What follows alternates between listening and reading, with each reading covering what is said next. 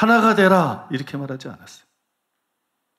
연합에 대해서 말하면 하나가 되라 그래야 되는데 하나가 되라가 아니라 성령의 하나 되게 하신 것을 힘써 지켜라 그랬어요. 힘써 지켜라. 이게 무슨 말이냐면 에베소 교회에 근본적인 하나됨이 존재했다는 거예요. 근본적인 하나됨이 존재했어요. 이 근본적인 하나됨이 없이는 진정한 연합은 없어요. 연합은 하나 되려는 노력에서 시작되는 게 아니에요. 그거로 성공하는 게 아니에요. 연합은 성령의 하나 되게 하심의 기반 위에서 시작하는 거예요. 성령의 하나 되게 하심이 없으면 연합은 없어요. 진짜 연합은 없어요. 그건 친교예요, 친교. 세상 사람들이 뭉치는 것처럼 뭉치는 거지 성경에서 말하는 연합이 아니에요. 그 다음에 성령의 하나 되게 하심이 기반이 되지 않으면, 기초가 되지 않으면 연합을 위한 모든 노력은 헛수고입니다. 연합을 위한 모든 노력은 헛수고예요. 너무 많은 목회자들이나 신자들이나 교회나 교단이나 기독교 단체들이 이걸 좀 주의하지 않고 있어요.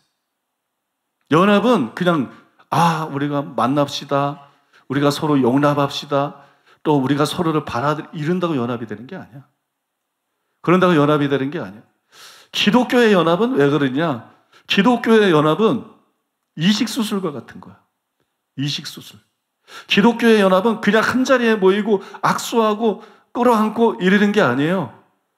여러분, 예를 들어서 뭘 이식수술을 한다. 콩팥 이식수술을 한다. 조직이 맞아야 돼. 그냥 갖다가 이식하면 죽는 거예요. 이걸 하셔야 돼요, 여러분. 그냥 연합하면, 연합 잘못하면 죽는 거예요. 내가 나중에 자세히 말씀드릴 건데, 연합 잘못하면 죽는 거예요. 이게 큰 빛을 주는 거예요. 우리는 그리스도의 몸이잖아요.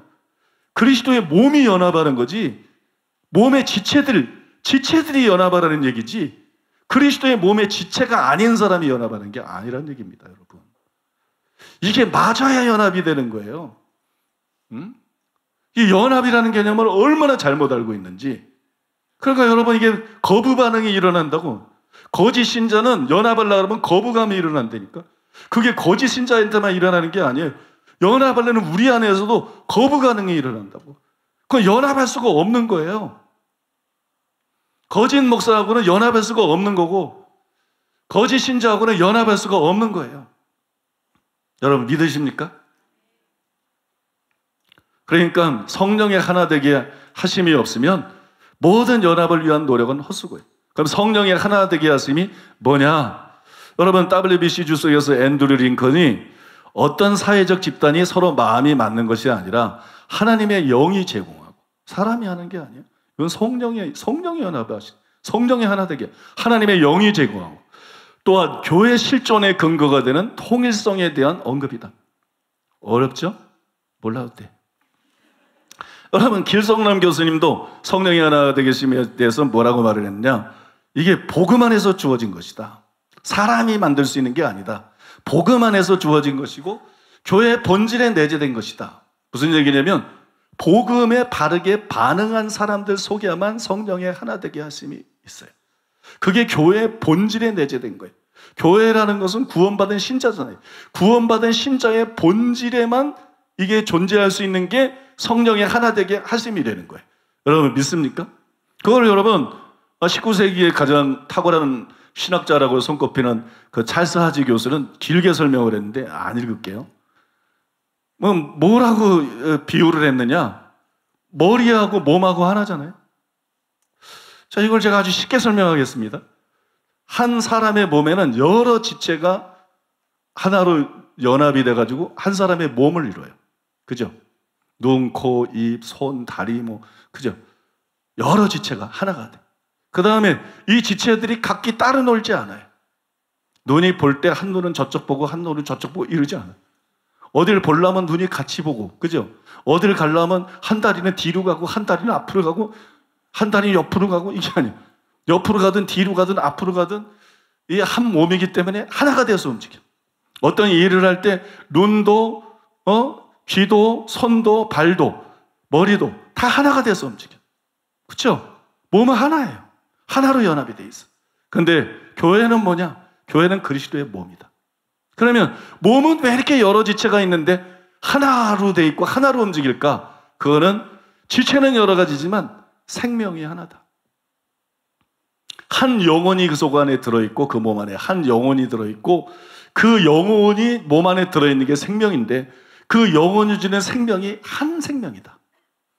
두 생명, 세 생명이 들어가는 게 아니라 한 사람의 생명이 들어가 있어서 온몸을 영향을 끼치고 지배하기 때문에 하나인 것이에요.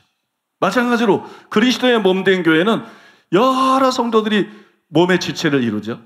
그런데 한 사람 몸 안에 한 영혼이 들어가 있는 것처럼 그리스도의 몸 안에는 한 성령이 들어가 있는 거예요. 이게 중요한 거예요. 이거 교리 갖고 되는 게 아니에요. 신앙 고백 갖고 되는 게 아니에요. 우리를 거듭나게 하는 한 성령. 그 한 성령이 우리 속에 들어와 계시면서 우리를 거듭나게 하사 한 생명을 주는 거예요. 하나님의 생명. 믿습니까? 그 다음에 한 성품을 주는 거예요. 하나님의 성품. 이게 여러분 거듭날 때 우리 속에 들어온 거예요. 이 사람 속에도 진짜 거듭난 사람 속에는 성령이 계시고 내 안에도 성령이 계시고 성령이 서로가 공명이 되게 해주는 거예요. 공감을 이루게 하고 공명.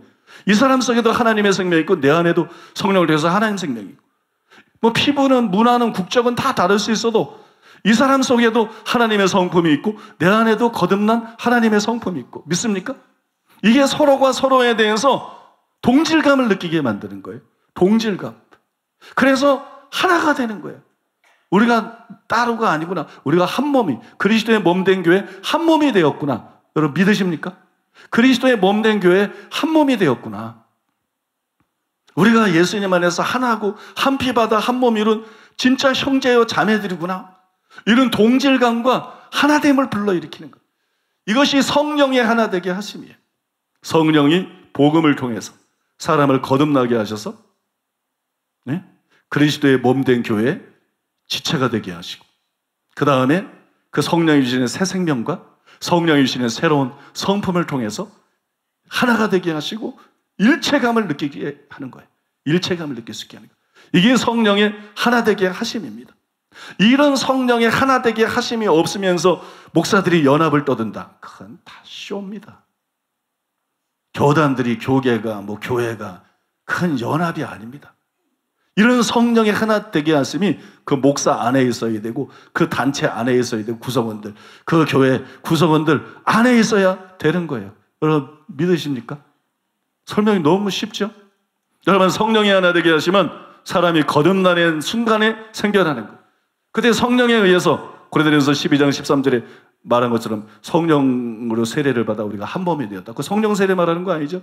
회기 목사님 책 잘 읽어보면 다 아시겠지만 거듭남을 말하는 거예요. 성령은 방언하게 하고 은사받게 하는 게 아니라 그리스도의 몸의 지체가 되게 하는 교회의 일원이 되게 하는 세례이기 때문에 거듭남을 그렇게 표현한 거예요. 한 몸이 되었다. 한 몸이 돼요. 성령에 의해서 한 몸이 되고 우리가 거듭나는 순간에 그 다음에 우리 안에 내주하시는 성령께서 주시는 새 생명, 새로운 성품을 통해서 우리가 하나가 됩니다. 우리가 일체감을 느낍니다. 그래서 서로가 하나됨을 느끼게 되는데 이게 성령의 하나 되게 하심이에요. 이것이 있어야 다시 말하지만 연합이 가능합니다. 근데 이거는 명목상의 신자에게는 없어요. 외식자에게는 없어요. 타락한 신자에게는 없어요. 목사래도 없어요. 장로래도 없어요. 권사래도 없어요. 이거는 참된 신자들 안에만 있어요. 그래서 여러분 진짜들이 모여야 교회가 하나가 될 수 있다. 그렇게 말합니다. 그리고 왜 우리 교회가 이렇게 하나가 되어 있느냐? 주로 진짜들이 모였기 때문이다. 주로 진짜들이 모여서 성령의 하나 되게 하심이 있기 때문에 거부 반응이 없는 거예요. 서로가. 거부 반응이 없고 성도와 성도 사이에도 거부 반응이 없는 거예요. 그거를 자기 속에 있는 성령을 통해서 영으로 느끼는 거예요. 우리가 하나라는 걸. 여러분 믿으십니까? 이것이 여러분 우리 교회의 연합의 비결이라는 거예요. 근데 우리가 이 사실을 통해서 엄청나게 중요한 사실을 알 수 있어요. 엄청나게 중요한 사실을 알 수 있는데 그게 뭐냐면 연합의 중요한 원리입니다. 연합의 중요한 원리. 오늘 우리가 읽었죠? 시편 133편 1절 보라 형제가 연합하여 동거함이 어찌 그리 선하고 아름다운고. 여기 지금 누구에 대해서 얘기하고 있어요? 형제에 대해서 얘기하고 있는 거예요. 형제. 아무나 연합하려는 게 아니에요. 형제끼리 연합하려는 거예요. 형제끼리. 그게 성경이 말하고 있는 연합인 거예요. 거짓 신자고 연합하는 게 아니에요. 외식자하고 연합하는 게 아니에요. 정치 목사하고 연합하는 게 아니에요. 이해하십니까, 여러분? 형제끼리 연합하는 거예요. 여러분, 요한복음 17장 9절 11절 예수님이 연합에 대해서 한 말씀인데 거기 보면 내가 비옵는 것은 세상을 위함이 아니요 내게 주신 자들을 위함이니이다. 세상 사람과 연합하는 게 연합이 아니에요. 교회 안에 또 세상적인 사람하고 연합하는 게 연합이 아니에요. 하나님께서 예수님에게 주신 사람들, 그리스도인이죠. 진정으로 거듭난 사람들, 진정으로 구원받은 사람들, 진짜 신자죠. 그들에 대해서 말하면서 뒤에 보니까 아버지여 내게 주신 아버지의 이름으로 그들을 보존하사 우리와 같이 그들도 하나가 되게 하옵소서. 그들이 누구예요? 아버지께서 내게 주신 자들, 진짜 신자들. 믿습니까, 여러분? 그 진짜 신자들이 하나 되는 거, 이게 연합이 되는 거예요. 여러분, 이처럼 진정한 연합은 신자와 불신자 간의 연합이 아니고, 참된 신자와 거짓 선지자 사이, 신자 사이의 연합이 아니고, 참된 그리스도인들 사이의 연합이 성경에서 말씀하고 있는 연합인 것이에요. 여러분, 믿습니까? 이것이 주님이 기대하시고 요구하시는 연합입니다.